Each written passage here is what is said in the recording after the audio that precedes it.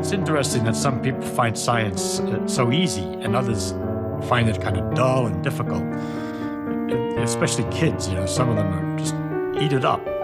And I don't know why it is. It's the same perhaps for all subjects. For instance, lots of people love music and I never could carry a tune. And I lose a great deal of pleasure out of that. And I think people lose a lot of pleasure who find science dull. In the case of science, I think that one of the things that make it very difficult is it takes a lot of imagination. It's very hard to imagine all the crazy things that things really are like.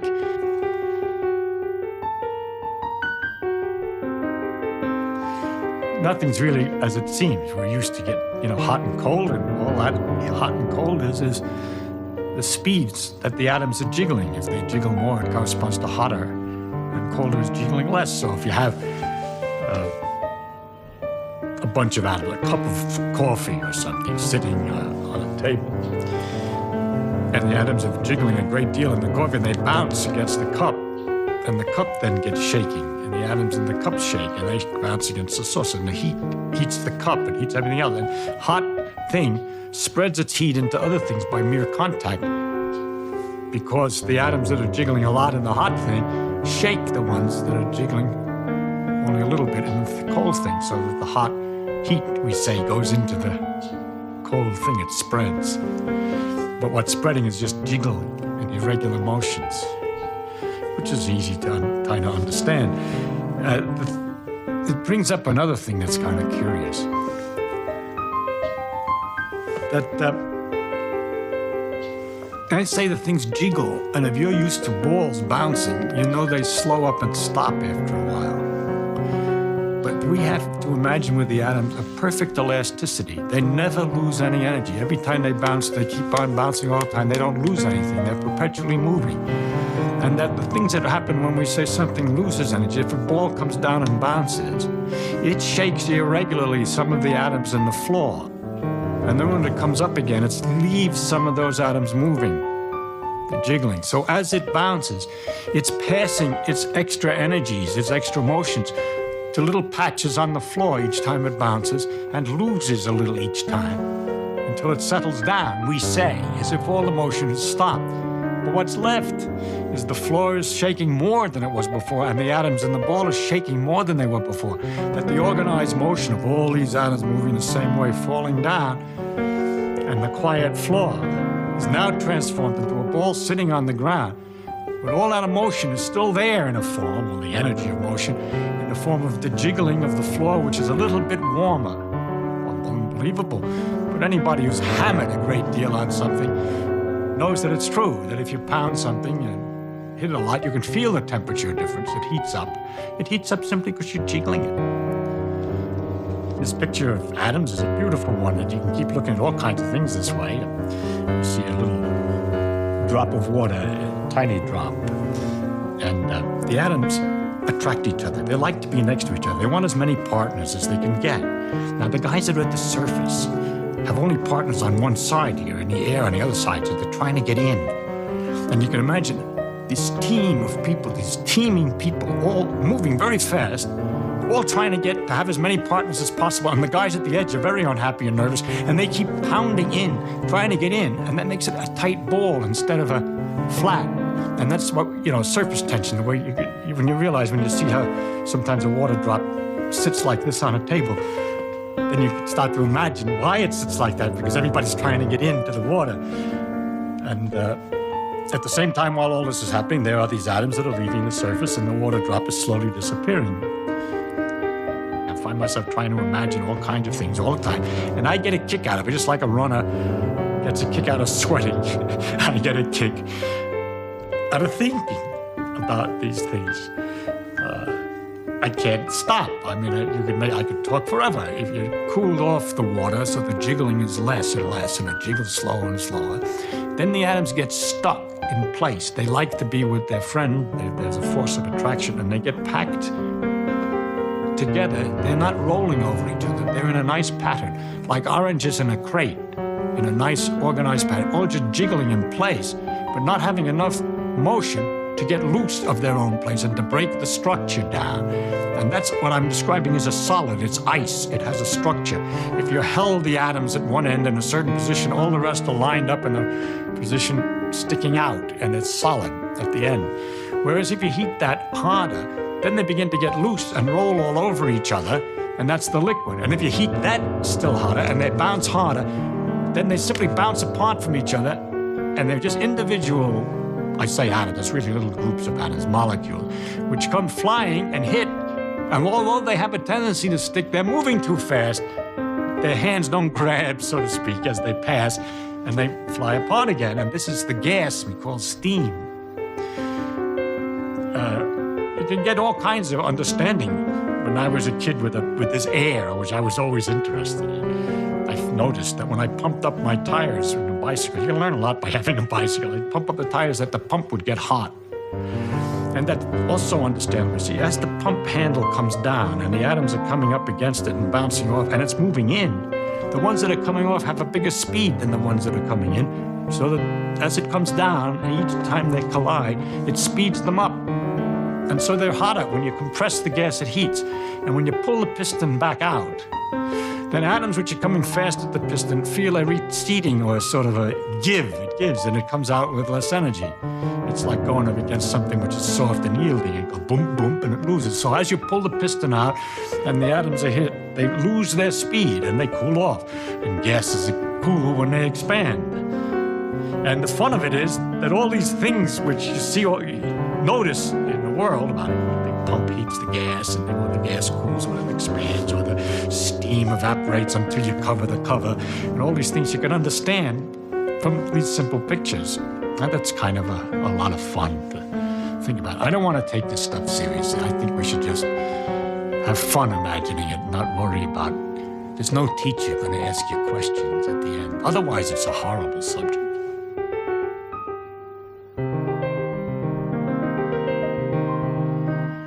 The atoms like each other to different degrees.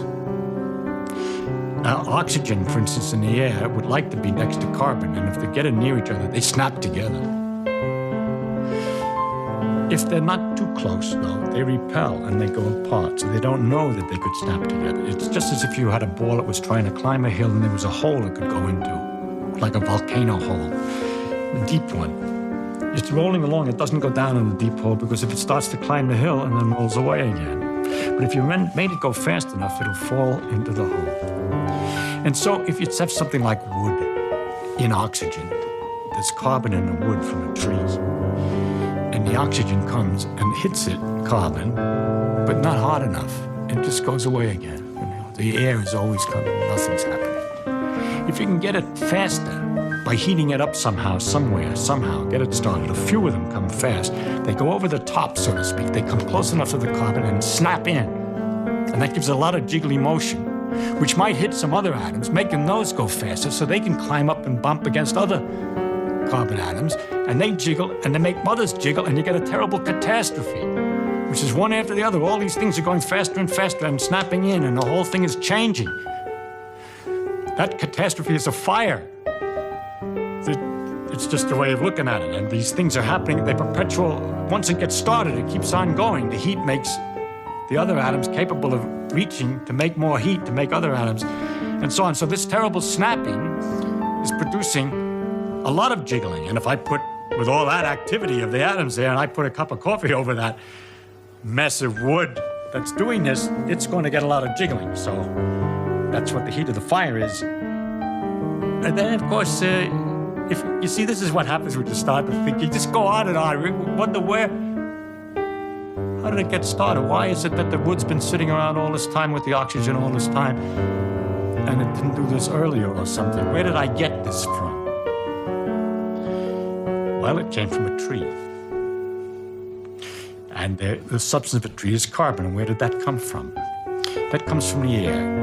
It's carbon dioxide from the air. People look at trees and they think it comes out of the ground. The plants grow out of the ground. But if you ask where the substance comes from, you find out, where do they come from? The trees come out of the air? They surely come out of the air. No, they come out of the air. The carbon dioxide in the air goes into the tree and it changes it, kicking out the oxygen. and pushing the oxygen away from the carbon and leaving the carbon substance with water. The water comes out of the ground, you see. Only how did it get in there? It came out of the air, didn't it? It came down from the sky. So in fact, most of a tree, almost all of the tree is out of the ground. I'm sorry, it's out of the air. There's a little bit from the ground, some minerals and so forth. Now, of course, I told you the oxygen, we know the oxygen and carbon stick together very tight. How is it the tree is so smart as to manage to take the carbon dioxide, which is the carbon oxygen nicely combined, and undo that so easy? Ah, life. Life has some mysterious force. No, the sun is shining. And it's the sunlight that comes down and knocks this oxygen away from the carbon. So it takes sunlight to get the plant to work. And so the sun all the time is doing the work of separating the oxygen away from the carbon. The oxygen is some kind of terrible byproduct, which it spits back into the air and leaving the carbon and water and stuff to make the substance of the tree. Then when we take the substance of the tree and stick it in the fireplace, and there's all the oxygen made by these trees, and all the carbon would be much prefer to be close together again. And once you let the heat to get it started, it continues and makes an awful lot of activity while it's going back together again. And all this nice light and everything comes out, and everything is being undone. You're going back from carbon and oxygen back to carbon dioxide. And the light and heat that's coming out, that's the light and heat of the sun that went in. So it's sort of stored sun that's coming out when you burn a log. Next question. How is it the sun is so jiggly, so hot? I gotta stop somewhere. I'll leave you something to imagine.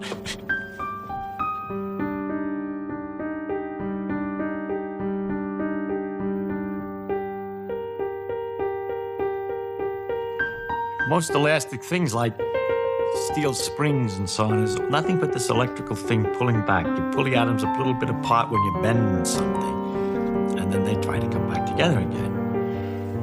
But rubber bands work on a different principle.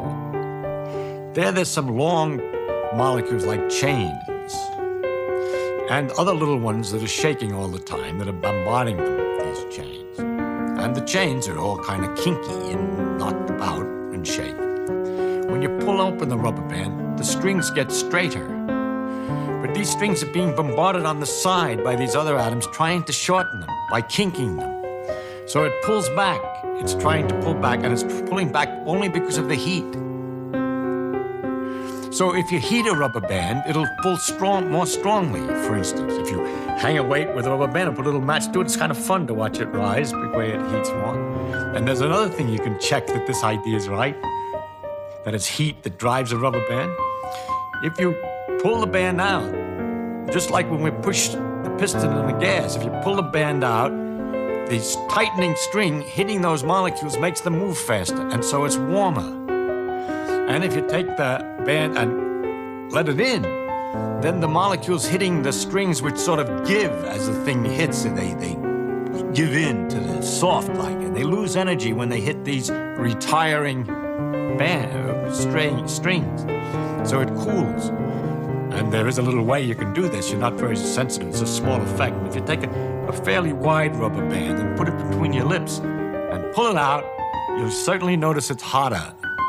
And if you then hold it out there and let it in, you'll notice it's cooler. At least you'll notice a certain difference in what happens when you expand it and when you contract it. And I've always found rubber bands fascinating to think that when they're sitting on an old package of papers for a long time, holding those papers together, it's done by a perpetual pounding of the atoms against these chains to hold it, trying to kink them year after year. Well, rubber bands don't last that long, but anyhow, for a long time, trying to hold this whole thing together. The world is a dynamic mess of jiggling things if you look at it right. And if you magnify it, you can hardly see anything anymore because everything is jiggling and they're all in patterns and they're all lots of little balls. And it's lucky that we have such a large-scale view of everything that we can see them as things without having to worry about all these little atoms all the time.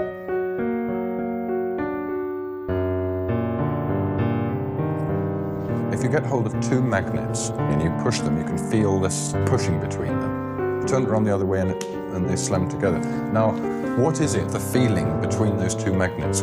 What do you mean, what's the feeling between the two magnets? There's something there, isn't there? I mean, the sensation is that there's something there when you push these two magnets together. Listen to my question. What is the meaning when you say that there's a feeling? Of course you feel it. Now, what do you want to know? What I want to know is what's going on between these two bits of metal. Magnets repel each other. Well, then what does that mean, or why are they doing that, or how are they doing it? You're asking... I must say, I think that's a perfectly reasonable question. Of course it's a reason. It's an excellent question. Okay? But the problem that you're asking, you see, when you ask why something happens, how does a person answer why something happens? For example, Aunt Minnie is in a hospital. Why? Because she went out and she slipped on the ice and broke her hip. That satisfies people. It satisfies, but it wouldn't satisfy someone who came from another planet, knew nothing about things. First, you understand why, when you break your hip, do you go to the hospital? How do you get to the hospital when the hip was broken? Well, because her husband, seeing that she had the hip was broken, called the hospital up and sent somebody to get her. All that is understood by people. And when you explain a why, you have to be in some framework that you allow something to be true. Otherwise, you're perpetually asking why. Why did the husband call up the hospital? Because husband is interested in his wife's welfare. Not always. Some husbands aren't interested in their wife's welfare when they're drunk and they're angry. And so you begin to get a very interesting understanding of the world and all its complications. In order if you try to follow anything up, you go deeper and deeper in various directions. For example, you could go, why did she slip on the ice? Well, ice is slippery. Everybody knows that, no problem. But you ask, why is ice slippery? That's kind of curious. Ice is extremely slippery. It's very interesting. You say, how does it work? You could either say, I'm satisfied that you've answered me. Ice is slippery, that explains it. Or you could go on and say, why is ice slippery? And then you're involved with something, because there aren't many things as slippery as ice. It's very hard to get. Greasy stuff, but that's sort of wet and slimy. But a solid that's so slippery?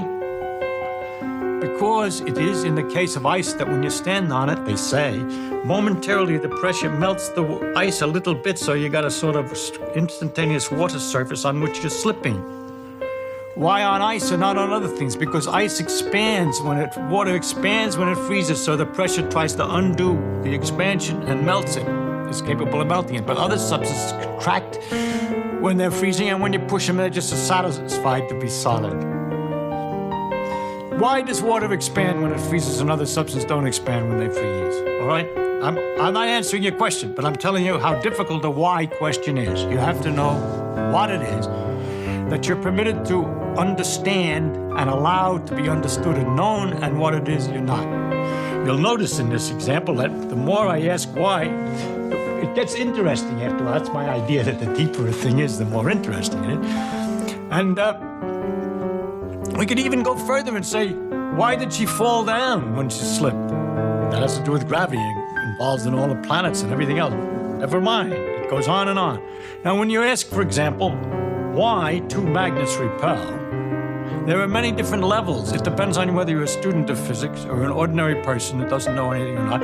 If you're somebody who doesn't know anything at all about it, all I can say is that there's a magnetic force that makes them repel, and that you're feeling that force. And you say, but that's very strange, because I don't feel kind of force like that in other circumstances. When you turn them the other way, they attract. There's a very analogous force, electrical force, which is the same kind of a question. And you say, that's also very weird. But you're not at all disturbed by the fact that when you put your hand on the chair, it pushes you back.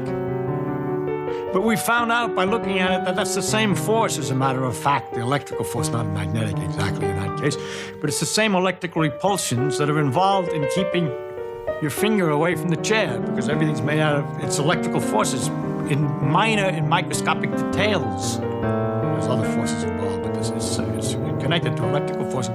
It turns out that the magnetic and the electric force with which I wish to explain these things, this repulsion in the first place, is what ultimately is the deeper thing that we have to start, what we can start with, to explain many other things that looked like they were, everybody would just accept them. You know, you can't put your hand through the chair. That's taken for granted. But that you can't put your hand through the chair when looked at more closely. Why? It involves these same repulsive forces that appear in magnets. The situation you then have to explain is why in magnets it goes over a bigger distance than in ordinarily. And there it has to do with the fact that in iron, all the electrons are spinning in the same direction. They all get lined up, and they magnify the effect of the force until it's large enough at a distance that you can feel it.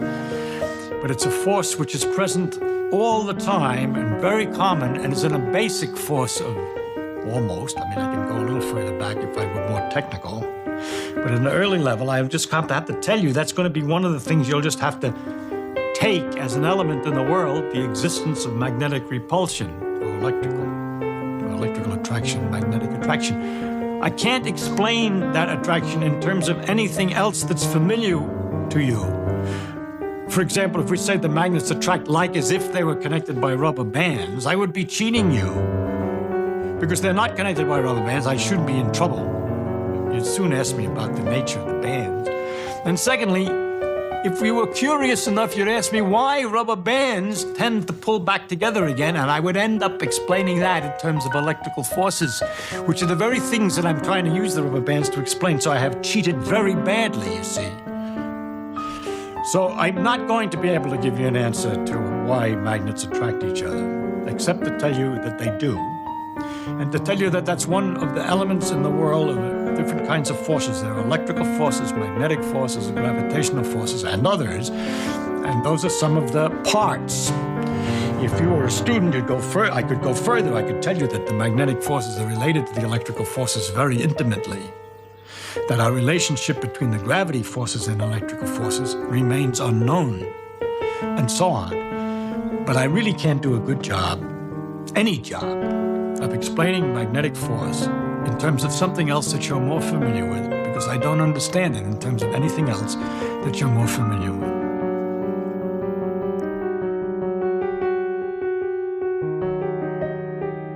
This stuff of fantasizing and looking at the world, imagining things, it really isn't fantasizing because you're only trying to imagine the way it really is. It comes in handy sometimes.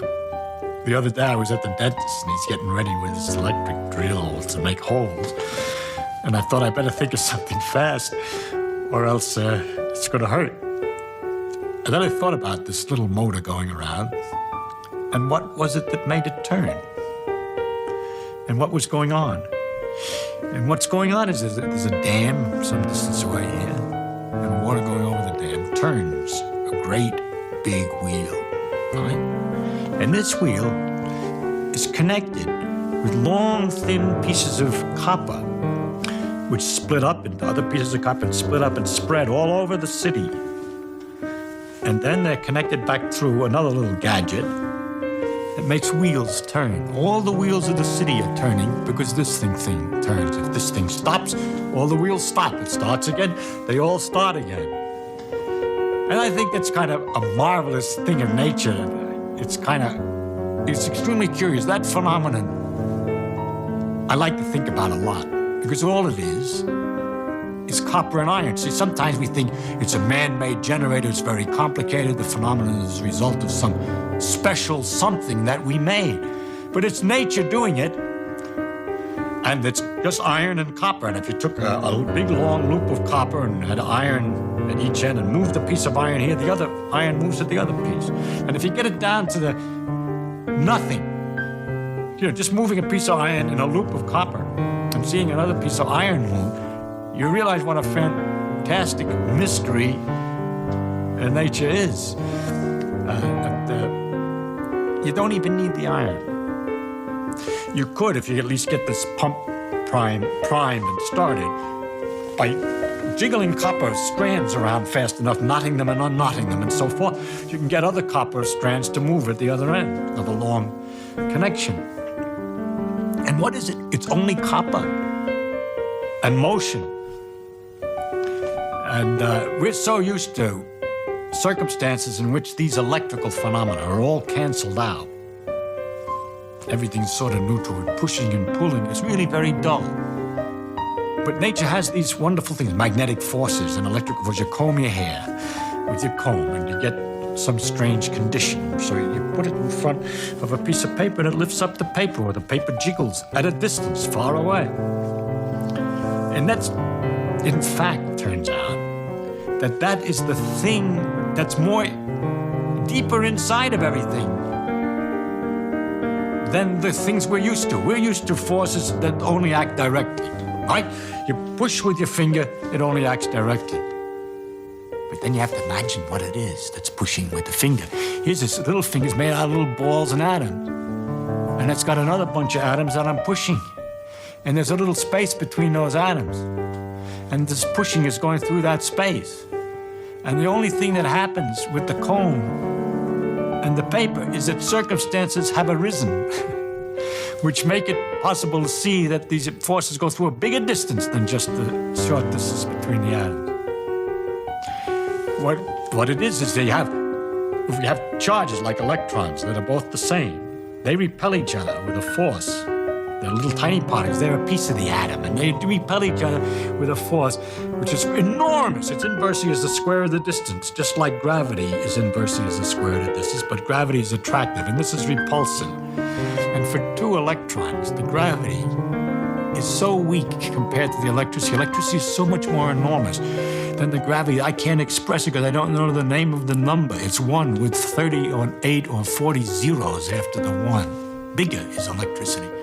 It's so enormous that if I were all electrons, well, the numbers are too big. So if there's also, however, for electrical things, other kind of charge, positive charges. An example of protons are positive. They're inside the nucleus of the atom, and they attract electrons. Opposite charges attracted, like charges repel. So you had to imagine enormous forces where likes are trying to get away from likes, and unlikes are trying to get near the opposite.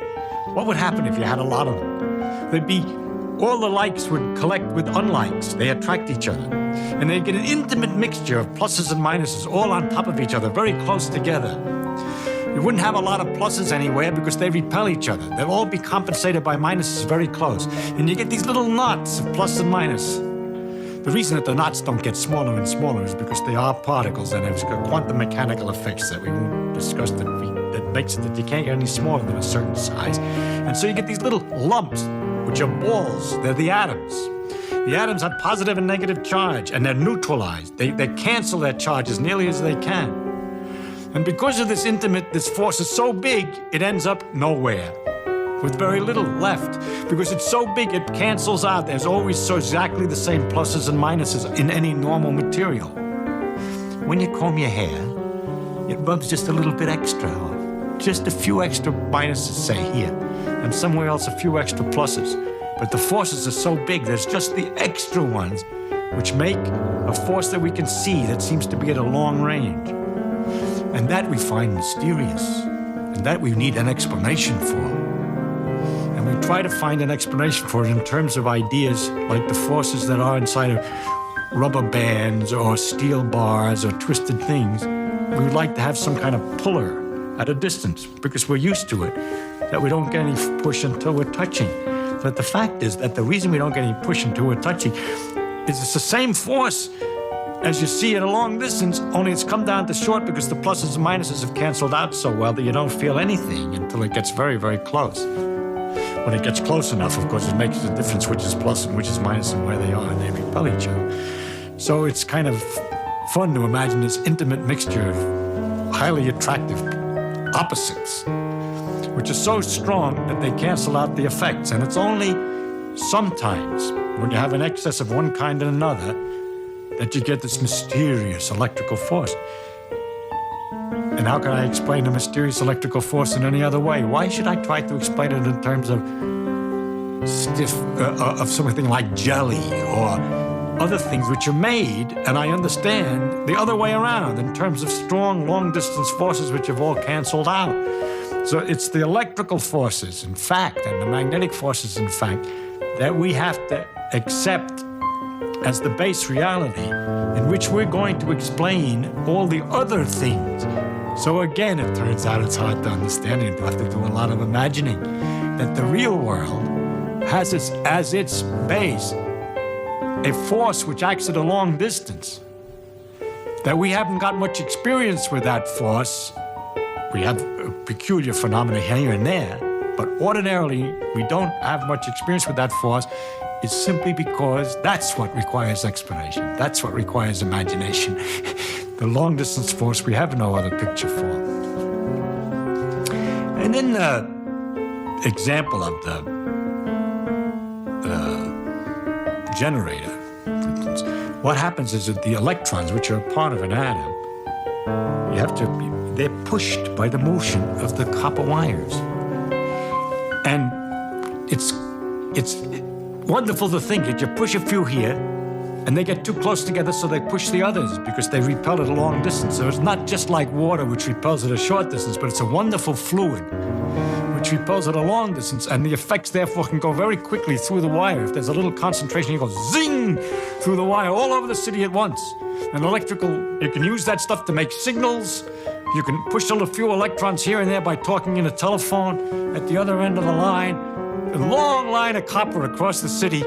The electrons respond because of these very rapid interactions over these long distances to what you're saying in this room. And that they've discovered experimentally the existence of these long forces and these rapid motion actions and so forth was a tremendous thing for human beings. I think that the discovery of electricity and magnetism and the electromagnetic effects, which were finally worked out, the full equations for everything was worked out by Maxwell in 1873, is probably the most fundamental transformation of the most remarkable thing in history, the biggest change in history.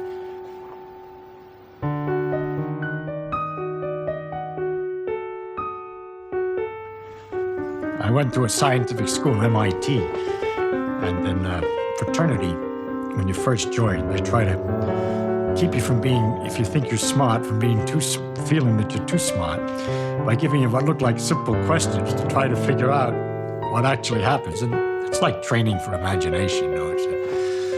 It's kind of fun, and I thought I'd tell you some of them that I remember. I learned them. Of course, once you learn them, the next time somebody comes along with this wonderful puzzle, you look at them kind of quietly, you wait 2 or 3 seconds or 5 seconds to show that you were thinking, and then you come up with this answer to astonish your friends. But the fact was, of course, that you were trained by your fraternity brothers as to how to answer these things early on.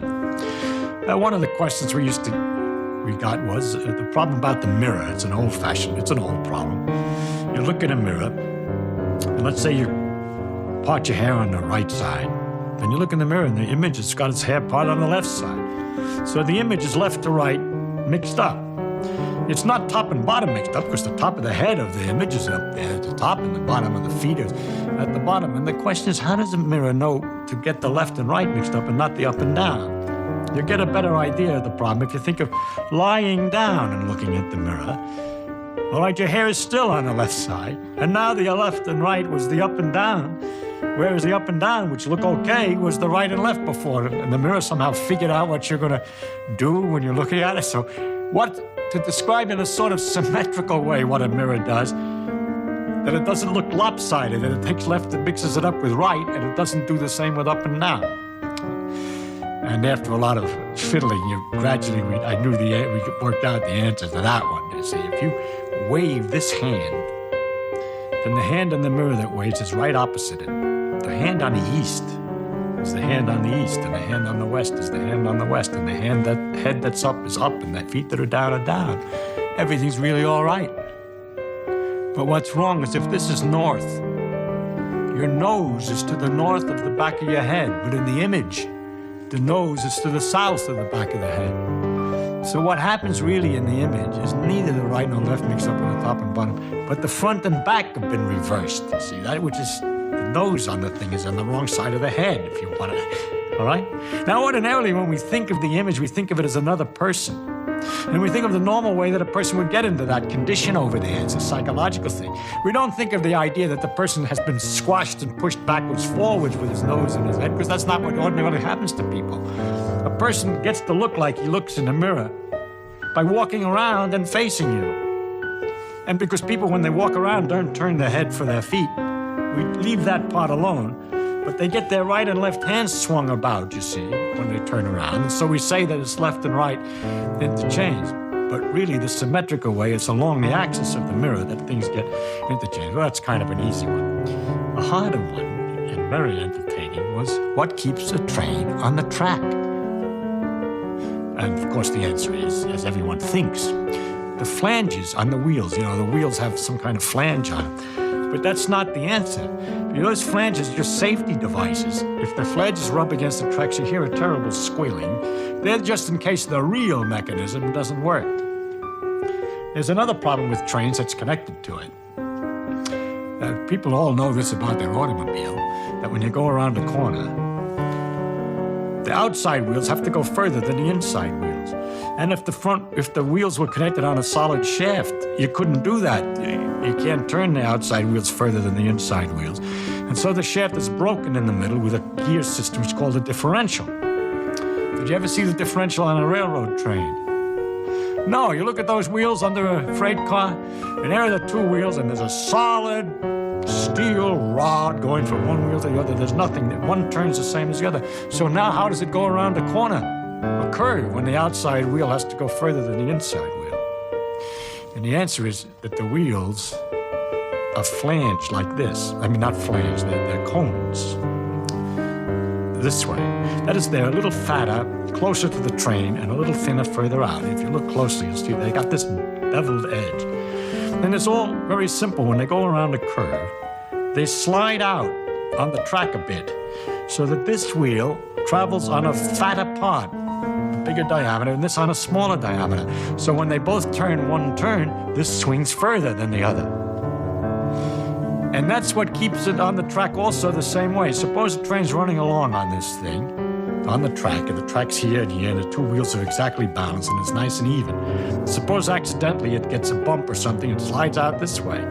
Then this wheel is on a bigger circumference than this one, but they're on a solid shaft.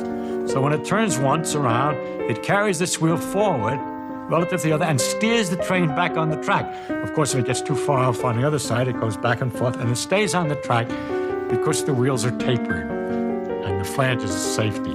Well, we had a lot of stuff like that we had to learn, you know, to get straightened out before we could become full-fledged members of the fraternity.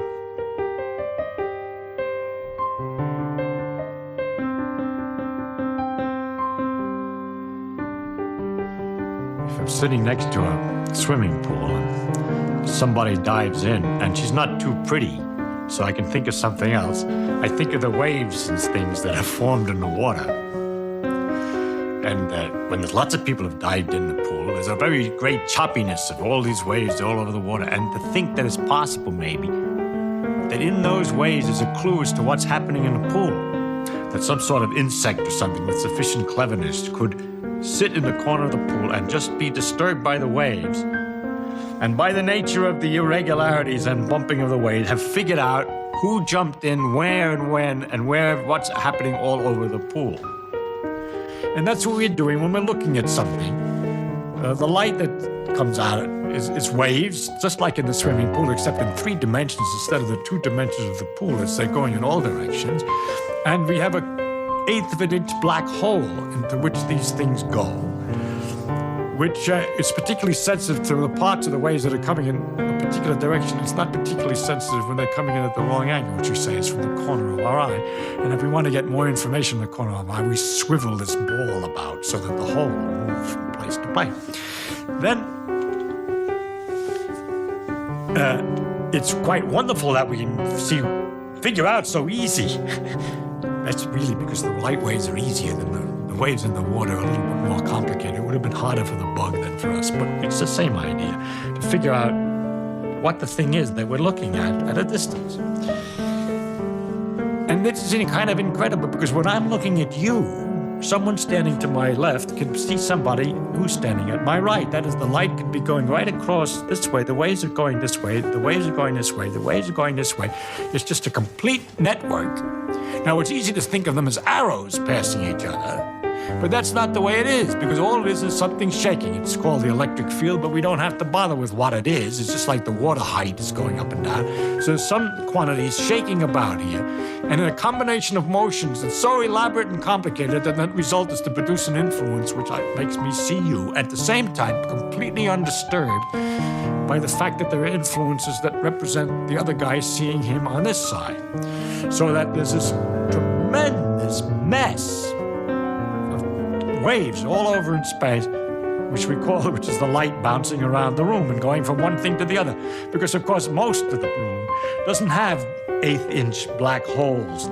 It's not interested in that light, but the light's there anyway. I mean, it bounces off this and it bounces off that, and all this is going on, and yet we can sort it out with this instrument. But beside all that, you see that those waves that I was talking about in the water, maybe they're so big, some of them, and then you can have slower swashes, which are longer and shorter. And perhaps our animal who's making his study is only using waves between this length and that length. So it turns out that the eye is only using waves between this length and that length, except those two lengths are 100 thousandths of an inch. 100,000 of an inch being.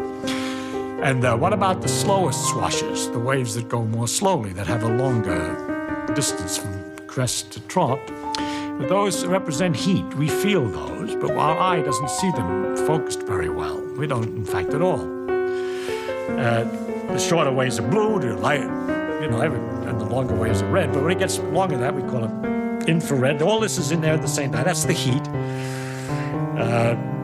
Pit vipers they got down here in the desert, they have a little thing that they can see the longer waves and pick out mice, which are radiating their heat, their longer waves, by their body heat, by looking at them with this eye, which is the pit of the pit viper. But we aren't able to do that. And then these waves get longer and longer, and all through the same space. All these things are going on at the same time, so that in this space, there's not only my vision of you, but information from Moscow radio that's being broadcast at the present moment, and the seeing of somebody from Peru. All the radio waves are just the same kind of waves, only longer waves. And there's the radar from the airplane, which is looking at the ground to figure out where it is, which is coming through this room at the same time. Plus the X-rays, cosmic rays, and all these other things, which are the same kind of waves, exactly the same waves, but shorter, faster, or longer, slower. It's exactly the same thing. So this big field, this area of irregular motions of this electric field, this vibration, contains this tremendous information, and it's all really there. That's what gets you. If you don't believe it, then you pick a piece of wire and connect it to a box. And in the wire, the electrons will be pushed back and forth by this electric field, swashing just at the right speed for a certain kind of long waves. And you turn some knobs on the box to get the sloshing just right, and you hear Radio Moscow.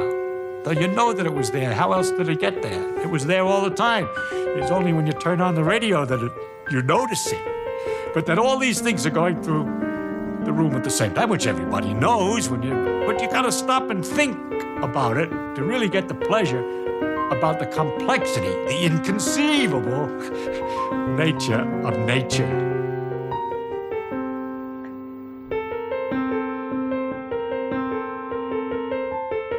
When we were talking about the atoms, one of the trouble that people have with the atoms is that they're so tiny and it's so hard to imagine the scale. That the size of the atoms its size compared to an apple is the same scale as an apple is to the size of the earth. And that's a kind of a hard thing to take. And you have to go through all these things all the time. And people find these numbers inconceivable. And I do too. And the only thing you do is you just change your scale. I mean, you're just thinking of small balls, but you don't try to think of exactly how small they are too often, or you get kind of a bit nutty, all right? But in astronomy, you have the same thing in reverse, because the distances to these stars are so enormous. You know that light goes so fast that it takes a few seconds to go to the moon and back, or it goes around the Earth 7.5 times in a second. And it goes for a year, 2 years, 3 years before it gets to the nearest other star that there is to us. But all our stars are the stars that are nearby in a great galaxy, a big mass of stars, which is called a galaxy, a group. But our galaxy is what is it, something 100,000 light years, like 100,000 years. And then there's another patch of stars. It takes 1 million years for the light to get here, going at this enormous rate. And you just go crazy trying to make too real that distance. You have to do everything in proportion. It's easy to say the galaxies are little patches of stars, and they're 10 times as far apart as they are big. So that's an easy picture, no one gets it. But you just go to a different scale, that's easier. Once in a while you try to come back to Earth scale to discuss the galaxies. But it's kind of hard. The number of stars that we see at night is only about 5,000. But the number of stars in our galaxy, as if the telescopes have shown when you improve the instrument, we look at galaxies, we look at the stars, and all the light that we see, the little tiny influence, spreads from the star over this enormous distance of 3 light years from the nearest star. On, this light from the star is spreading. The wavefronts are getting wider and wider, weaker and weaker out into all of space, and finally the tiny fraction of it comes in 1 square, weighth of an inch, tiny little black hole, and does something to me, so I know it's there. Well, to know a little bit more about it, I'd rather gather a little more of this tiny fraction of this front of light. And so I make a big telescope, which is a kind of funnel. The light that comes over this big area, 200 inches across, is very carefully organized, so it's all concentrated back so it can go through a pupil. Actually, it's better to photograph it, or nowadays to use photocells, they're better instruments. But anyway, the idea of the telescope is to focus the light from a bigger area to a smaller area so that we see things that are weaker, less light. And in that way, we find there's a very large number of stars in the galaxy. 100. There's so many that if you tried to name them, 1 a second, naming all the stars in our galaxy, I don't mean all the stars in the universe, just this galaxy here, it takes 3,000 years. And yet that's not a very big number. Because if those stars were to drop $1 bill on the Earth during a year, each star dropping $1 bill, they might take care of the deficit, which is suggested for the budget of the United States. So you see what kind of numbers we have to deal with. And anyway, I think that the numbers are a problem in astronomy, the sizes and numbers, and the best thing to do is to relax and enjoy the tininess of us and the enormity of the rest of the universe. Of course, if you're feeling depressed by that, you can always look at it the other way and think of how big you are compared to the atoms and the parts of atoms, and then you're an enormous universe to those atoms. So you can sort of stand in the middle and enjoy everything both ways. But the great part of astronomy is the imagination that's been necessary to guess what kinds of structures, what kinds of things can be happening to produce the light and the effects of the light and so on of the stars that we do see. And I could take an example, a historical example. See it many times in science. By using imagination, you've imagined something which could be, according to all the known knowledge of the laws, and you don't know whether it is yet or not. And that's very interesting. There's a creative imagination, you like to call it, not just imagining things that are relatively easy, but something different. And to take an example of a star as we understand it, an ordinary star like the sun is a great big ball of gas, of hydrogen. It's burning up the hydrogen and so forth, and it's an enormous mass of gas. And it's held together by gravity. You don't have to always understand gravity as curved space. It's good enough for this purpose. Force inversely square the distance. When things are closer together, the force is stronger. And it pulls everything together. By the way, that's why the world is round. Because the globe of Earth is pulled together as much as possible. And if it had a great mountain and an irregularity of a bump, so it would be pulled in by gravity and it all gets smooth. Rocks aren't strong enough to hold a bump much bigger than a few miles, and Mount Everest is our biggest bump. But on the moon, where the gravity's less, the bumps are higher, the mountains are bigger on the moon. Anyway, to get back to the star, it's all held together by gravity, and it's got a nuclear fuel, which we haven't been talking about, that's burning up the hydrogen and generating energy, which keeps things going, and after a while it would use the fuel up, and people began to think about what would happen then. And it would be possible to just be gas sort of hanging around, held together by gravity, but quiet. But another possibility was to think, if I push the stuff together closer, the gravity is stronger. Would it hold together? Well, if you push a little bit, together, the pressure increases. When you push gas together, there are more atoms and they pound harder, so the pressure's higher, but the gravity's stronger. And it turns out the pressure wins, so it would just come out again. If you push a star in like that, it oscillates. And there are some stars that are oscillating and vibrating and so on. But it turns out if you keep on analyzing it and you push it together very far to the incredible concentration that the whole mass of the sun is down to the size of the Earth or smaller, then it turns to all the nuclear matter, all the nuclei of the atoms are all stuck next to each other tight. The electrons are, the spaces where the electrons are is all squashed out, and it comes out that when you get to that far, the gravity's strong enough, has overpowered the pressure again.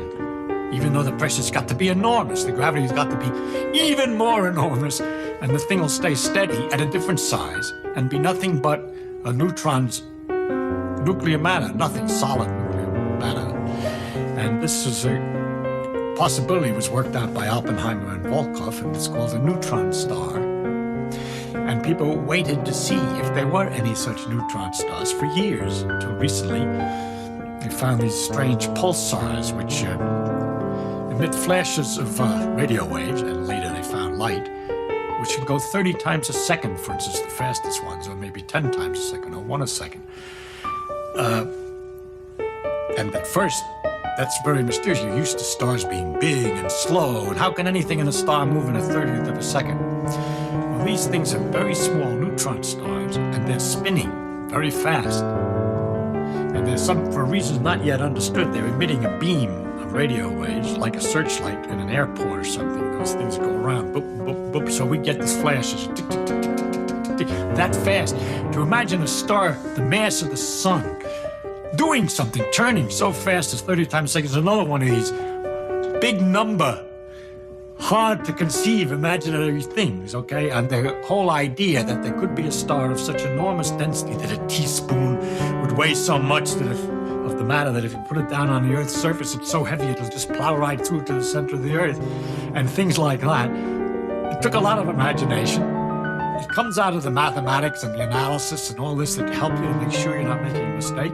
And it turns out that such a star was possible, and it turned out later, in fact, they do exist. And that's a good example of how imagination is a useful thing and produces a guessing ahead of time and how we make advances by using it. Besides just the very difficult thing of imagining all the things that might be up there to explain the things we see. In the case of astronomy, we have a large number of things that we see that we are not yet quite clearly got the imagination to see what it is that's producing it. Quasars are very powerful sources of light and radio waves from very great distances. We can see them because they're so bright. And the exact cause of their sources is only gradually being recently understood in terms of another nutty concept of imagination, the black hole, which is something that comes from following the logic of the gravity theory of Einstein to its ultimate, working out the consequences in crazy circumstances. Suppose you had an amount of matter so great that the gravity force is so much that even light trying to get out falls back. Nothing can go faster than light, and nothing could escape. You couldn't see it.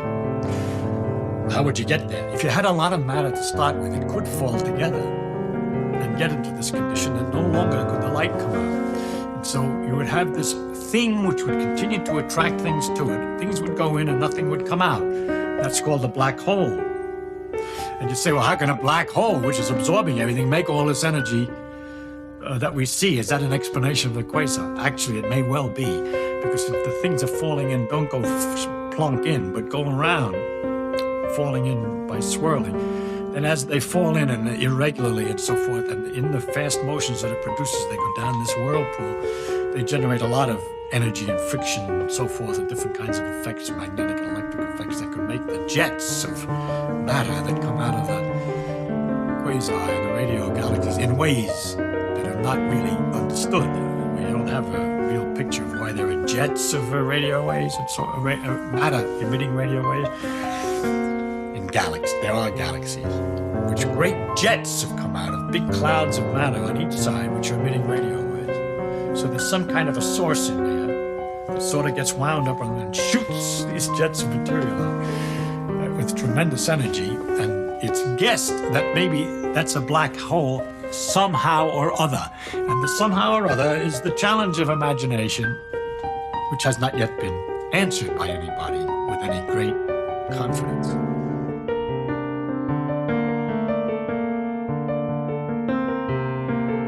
You asked me if an ordinary person, by studying hard, would get to be able to imagine these things like I imagine them. Of course, I was an ordinary person who studied hard.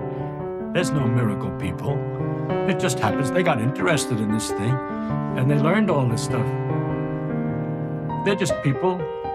There's no talent, a special miracle ability to understand quantum mechanics or a miracle ability to imagine electromagnetic fields that comes without practice and reading and learning and study. So if you say you take an ordinary person who's willing to devote a great deal of time and study and work and thinking and mathematics and time, then he's become a scientist.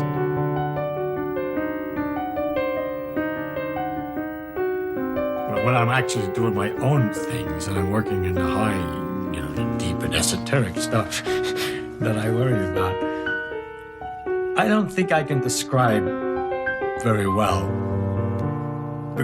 what it's like. First of all, it's like asking a centipede which light comes after which. It happens quickly, and I'm not exactly sure what flashes and stuff go in the head. But I know it's a crazy mixture of partially equations, partial solving the equation, then having some sort of picture of what's happening that the equation is saying is happening, but they're not that well separated as the words I'm using. And it's a kind of a nutty thing. It's very hard to describe, and I don't know that it does any good to describe it. And that is something that struck me that's very curious. I suspect that what goes on in every man's head might be very, very different. The actual imagery or semi-imagery which comes. And that when we're talking to each other at these high and complicated levels, and we think we're speaking very well, and we're communicating, but what we're really doing is having some kind of big translation scheme going on for translating what this fellow says into our images, which are very different. I found that out because at the very lowest level, I won't go into the details, but I got interested in, I was doing some experiments, and I was trying to figure out something about our time sense. And so what I would do is I would count, trying to count to a minute. Actually, say I'd count to 48, and it would be 1 minute. So I'd calibrate myself, and I would count a minute and 48. I think I was counting seconds, but it's close enough. And then it turns out if you repeat that, you can do very accurately. When you get to 48 or 47 or 49, not far off, you're very close to a minute. And I would try to find out what affected that time sense and whether I could do anything at the same time as I was counting. And I found that I could do many things. I could, there were some things that not. For example, I had great difficulty. I was in the university, and I had to get my laundry ready. And I was putting the socks out, and I had to make a list how many socks, and it was something like 6 or 8 socks, and I couldn't count them because the counting machine was being used, and I couldn't count them until I found out I could put them in a pattern and recognize the number. And so I learned a way after practicing by which I could go down the lines of type in newspapers and see them in groups 3331, that's a group of 10, 3331, without saying the numbers, just seeing the groupings. I could therefore count the lines of type I practiced in the newspaper at the same time I was counting internally the seconds. And so I could do this fantastic trick of saying, 48, that's 1 minute, and there are 67 lines of type, you see. It was quite wonderful. And I discovered many things I could read while I was, Yes, I could read perfectly all right while I was counting and get an idea of what it was about. But I couldn't speak, I couldn't say anything. Because, of course, I was when I count, I sort of spoke to myself inside. I would say 1, 2, 3, sort of in the head. Well, I went down to the breakfast, and there was John Tukey was a mathematician down at Princeton at the same time, and we had many discussions, and I was telling him about these experiments and what I could do. And he says, that's absurd, he says. He says, I don't see why you would have any difficulty talking whatsoever, and I can't possibly believe that you could read. So I couldn't believe all this, but we calibrated him. It was 52 for him to get to 60 seconds or whatever. I don't remember the numbers now. And then he'd say, all right, he said, what do you want me to say? Mary had a little lamb. I can speak about anything. Blah, blah, blah, blah, blah, blah. 52. It's a minute. He was right. And I couldn't possibly do that. And he wanted me to read because he couldn't believe it. And then we compared notes, and it turned out that when he thought of counting, what he did inside his head was when he counted, was he saw a tape with numbers that when clink, clink, clink, the tape would change with the numbers printed on it, he could see. Well, since it's sort of an optical system that he's using, and not voice, he could speak as much as he wanted, but if he had to read, then he couldn't look at his clock. Whereas for me, it was the other way, and that's where I discovered, at least in this very simple operation of counting, the great difference in what goes on in the head when people think they're doing the same thing. And so it struck me, therefore, if that's already true at the most elementary level, that when we learn the mathematics and the Bessel functions and the exponentials and the electric fields and all these things, that the imageries and method by which we're storing it all and the way we think about it could be really, if we could get into each other's heads, entirely different. And in fact, why somebody sometimes has a great deal of difficulty understanding a point which you see as obvious, and vice versa, it may be because it's a little hard to translate what you just said into his particular framework and so on. Now I'm talking like a psychologist, and you know I know nothing about this. Suppose that little things behaved very differently than anything that was big. Anything that you're familiar with, because you see, as the animal evolves and so on, as his brain evolves, it gets used to handling, and the brain is designed for ordinary circumstances. But if the gut particles and the deep inner workings were by some other rules and some other character, they behaved differently, they were very different than anything on a large scale, then there would be some kind of difficulty in understanding and imagining reality. And that difficulty we are in. The behavior of things on a small scale is so fantastic. It's so wonderfully different, so marvelously different than anything that behaves on a large scale. You say electrons act like waves. No, they don't exactly. They act like particles. No, they don't exactly. They act like a kind of a fog around the nucleus. No, they don't exactly. And if you would like to get a clear, sharp picture of an atom, so that you can tell exactly how it's going to behave correctly and have a good image, in other words, a really good image of reality, I don't know how to do it. Because that image has to be mathematical. We have a mathematical expression, strange as mathematics, I don't understand how it is, but we can write mathematical expressions and calculate what the thing is going to do without actually being able to picture it. It would be something like a computer that you put certain numbers in and you have the formula for what time the car will arrive at different destinations, and the thing does the arithmetic to figure out what time the car arrives at the different destinations, but cannot picture the car. It's just doing the arithmetic. So we know how to do the arithmetic, but we cannot picture the car. No, it's not 100% because for certain situations, a certain kind of approximate picture works. That is simply a fog around the nucleus that when you squeeze it, it repels you. Is very good for understanding the stiffness of material.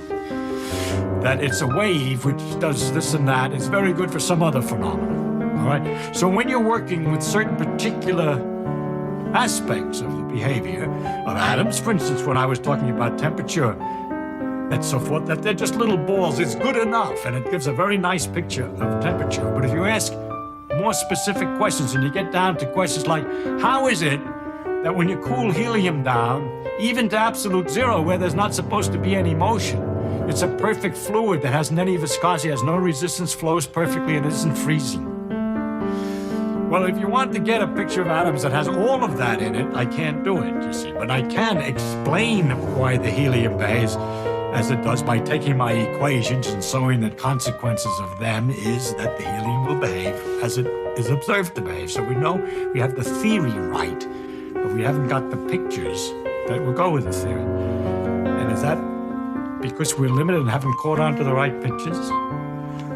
Or is that because there aren't any right pictures for people who have to make pictures out of things that are familiar to them? Well, let's suppose it's the last one, that there's no right pictures in terms of things that are familiar to them. Is it possible then to develop a familiarity with those things that are not familiar on hand by study?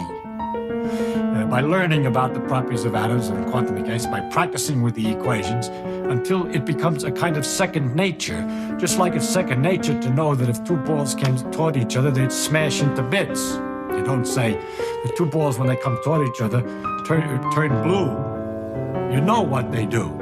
So the question is whether you can get to know what things do without better than we do today. As the generations develop, will they invent ways of teaching and ways so that the new people will learn tricky ways of looking at things and be so trained, so well trained, that they won't have our troubles with the atom picturing?